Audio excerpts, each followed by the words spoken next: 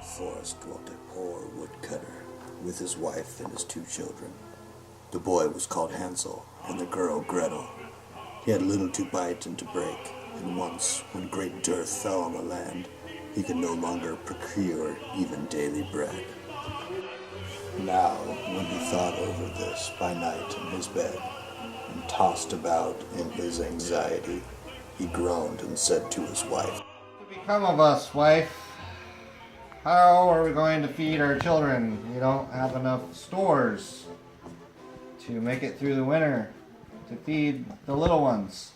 What shall we do?" I'll tell you what we're going to do. Early tomorrow morning, we're going to take the kids into the thickest part of the woods.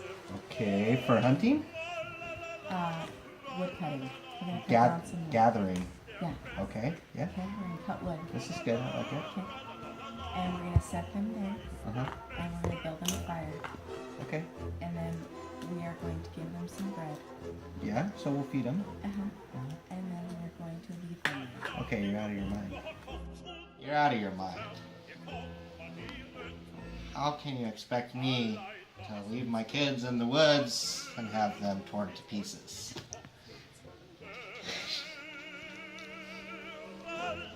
You're a fool. Okay, we can't even feed 2 of us, let alone all 4 of us. You need to do this. But I feel very poorly for my children. If we murder them, I mean, we're going to kill them. Then you might as well... Torn to pieces by animals. You're going to do this. Okay, you're the wife. You make the rules. You don't know about it, so we'll let the kids die. Okay, let's do this thing. The 2 children had also not been able to sleep for hunger, and had heard what their stepmother had said to their father. Gretel wept bitter tears and said to Hansel, "Now all is over with us." Make it! It's okay, Gretel. We'll find help. And when the old folks had fallen asleep, he got up, put on his little coat, opened the door below, and crept outside. The moon shone brightly, and the white pebbles which lay in front of the house glittered like real silver pennies. Hansel stooped and stuffed the little pocket of his coat, with as many as he could get in. When day dawned, but before the sun had risen, the woman came and awoke the 2 children, saying, Get up, you sluggards. We're going to the forest to fetch wood. There's something before your dinner, some bread. But do not eat it before then, for you will get nothing else.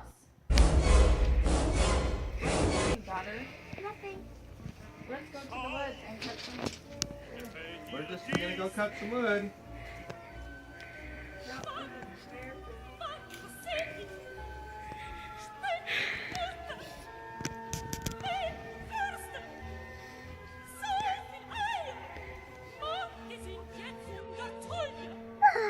Here is your bread.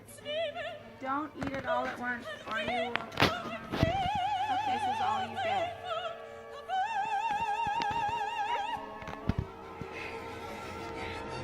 Go ahead and take a nap.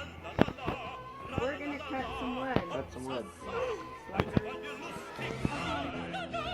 I can't believe we did this, you crazy lady.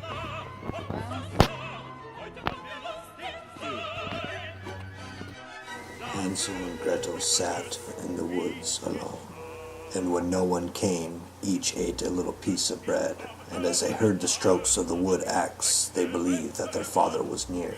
It was not the axe, however, but a branch which he had fastened to a withered tree, which the wind was blowing backwards and forwards. And as they had been sitting such a long time, their eyes closed with fatigue, and they fell fast asleep. Hey, girl, get up. Get up. Gretel, they never come back for us. pebbles so we can get back to the house. This way. Come on, Gretel. I saw the fence.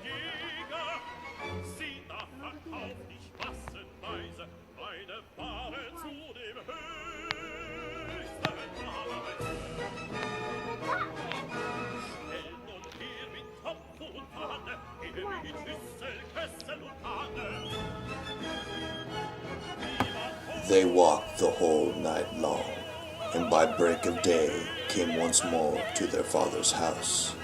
They knocked at the door, and when the woman opened it and saw it was Hansel and Gretel, she said, What are you doing back? Where's the wood?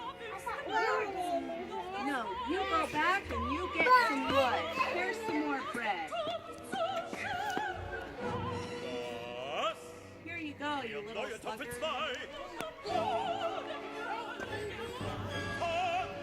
Only if you're hungry.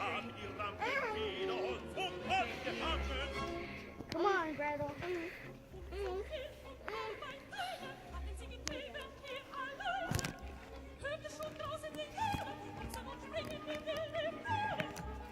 Gretel, we have to take a nap and then we'll wake up. Once again, Hansel and Gretel were told to go and sleep by the fire, and their parents would come to fetch them when they were done with the wood cutting. But they never came back.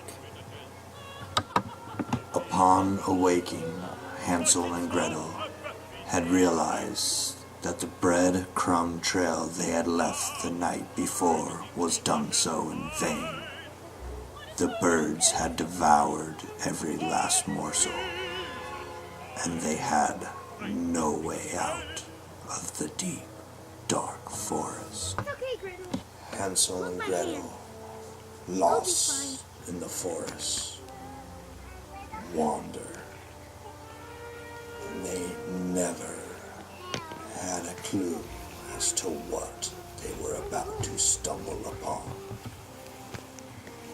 The witch, the beast.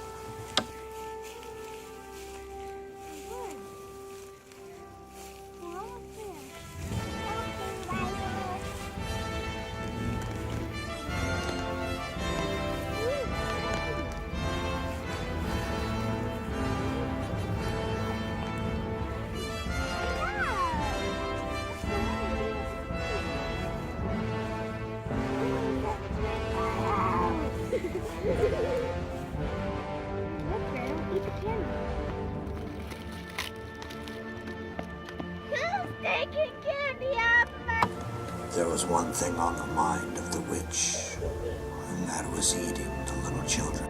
I'm gonna eat you. The witch was hungry, and the oven door was open. The witch attempted to get Gretel to climb into the oven. But the quick wit of the child tricked the witch into showing her how to climb into the oven, and the deal was sealed.